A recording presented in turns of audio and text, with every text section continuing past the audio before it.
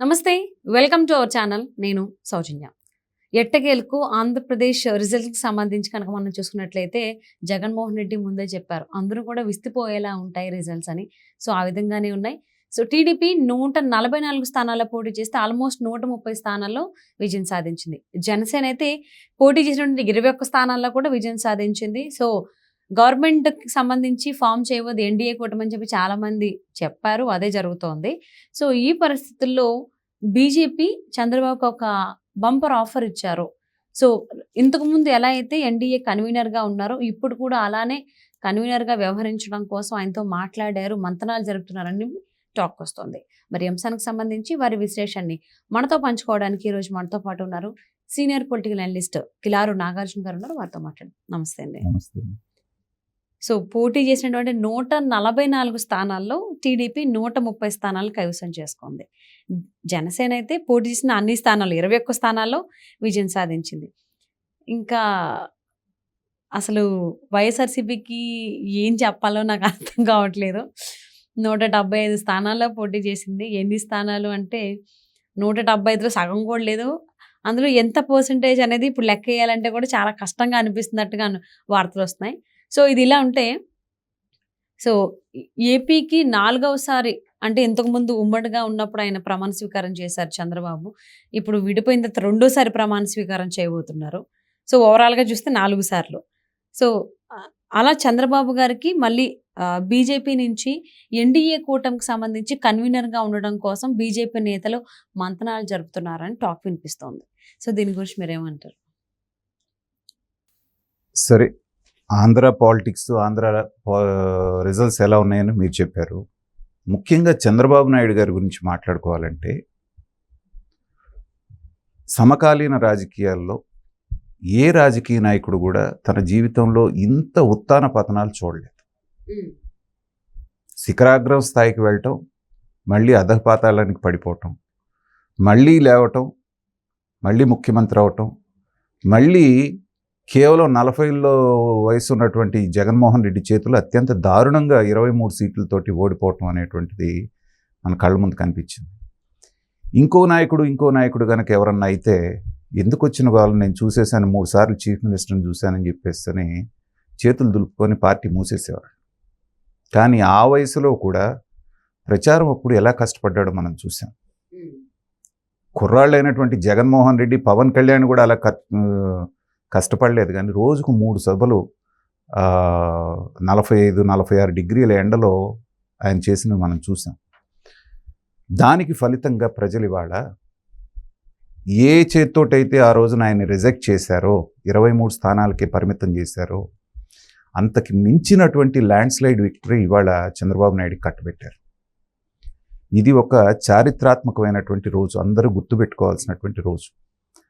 అంటే ఒక వ్యక్తి నిస్వార్థంగా రాష్ట్రాన్ని అభివృద్ధి చేయాలనేటువంటి ఏకైక ధ్యేయంతో పనిచేసుకుంటూ వెళ్తే, ఒక సందర్భంలో ఏదన్నా అత్యాశకు పోయి రిజెక్ట్ చేస్తారేమో కానీ కొంచెం ఓపిక పడితే మళ్ళీ బంగారం ఏదో ఇత్తడేదో ప్రజలు తెలుసుకుంటారంటానికి ఇది పెద్ద ఎత్తున ఉదాహరణ. ఈ 5 సంవత్సరాల్లో ఆయన పడినటువంటి అవమానాలు కనుక ఒకసారి మనం తలుచుకుంటే గుండె చెరువు అవుతుంది. సాధారణమైనటువంటి వ్యక్తి ఎవరన్నా అలాంటివి పడితే అది వేరు, కానీ ఆ స్థాయి మనిషి భార్య మీదని అనిపించుకున్నాడు. కొడుకుని పప్పు అని అననివాడు లేడు.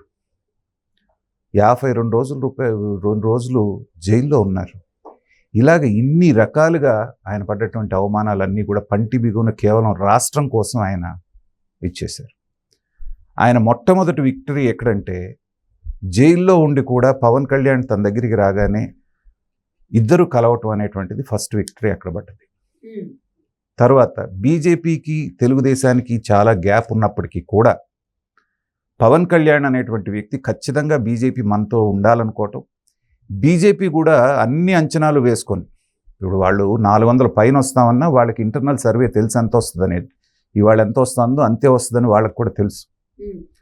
అందుకని చంద్రబాబు నాయుడు అధికారంలోకి రాబోతున్నాడు, బలమైన నాయకుడు కాబట్టి ఇలాంటి అతను మన పక్కన ఉండాలన్న ఉద్దేశంతో చివరి నిమిషంలో అయినా వచ్చి పొత్తు పెట్టుకున్నారు. కొంచెం బెట్టు చేసి వాళ్ళకేదో ఇష్టం లేనట్టు, చంద్రబాబు నాయుడే వాళ్ళతో పాటు పాకులాడుతున్నట్టుగా బిల్డప్ ఇచ్చి చేశారు. ఇవాళ 2% ఓట్లతోటి 7 అసెంబ్లీలు 3 పార్లమెంటుకు గెలుచుకోగలుగుతున్నారు. అంతకంటే వాళ్ళకి అదృష్టం ఏముంది? ఇవాళ ఖచ్చితంగా జనం కూడా ఎలాంటి తీర్పు ఇచ్చారంటే మ్యాజిక్ ఫిగర్ నుంచి ఒక 20-25 సీట్లు మాత్రమే ఆ దూరంలో పెడుతున్నారు దాటి. ఖచ్చితంగా చంద్రబాబు నాయుడు గారి ద్వారా ఆంధ్ర రాష్ట్రంలో వచ్చే సీట్లు 21 ఉంటున్నాయి. ఒక్క 10 సీట్లు అటు ఇటు అయిందంటే కూటమి పరిస్థితి కొంచెం డైల్మాలో ఉంటుంది. అలాంటి సందర్భంలో చంద్రబాబు నాయుడు గారు వాళ్ళకి విశ్వసనీయమైనటువంటి మిత్రుడు. ఇప్పుడు కాదు, వాజ్పేయి గారి టైం నుంచి కూడా వాళ్ళు ఎన్ని పదవులు ఆఫర్ చేసినా చంద్రబాబు నాయుడు గారు అటువైపు చూడకుండా కేవలం నా రాష్ట్రం మీకు మద్దతు ఇస్తున్నాను కాబట్టి నా రాష్ట్రానికి ఇది చేయండి అది చేయండి అని అనేకమైనటువంటి పనులు వాజ్పేయి గారి టైంలో చేయించుకున్నారు. కానీ అలాగే జరుగుతుంది అనుకున్నారు 2014లో. కానీ అక్కడ ఉన్నటువంటిది మోడీ షా ద్వయం మనకిస్తామన్న స్పెషల్ స్టేటస్ ఎగ్గొట్టారు. తర్వాత దానికి సంబంధించి రైల్వే జోన్ ఎగ్గొట్టారు.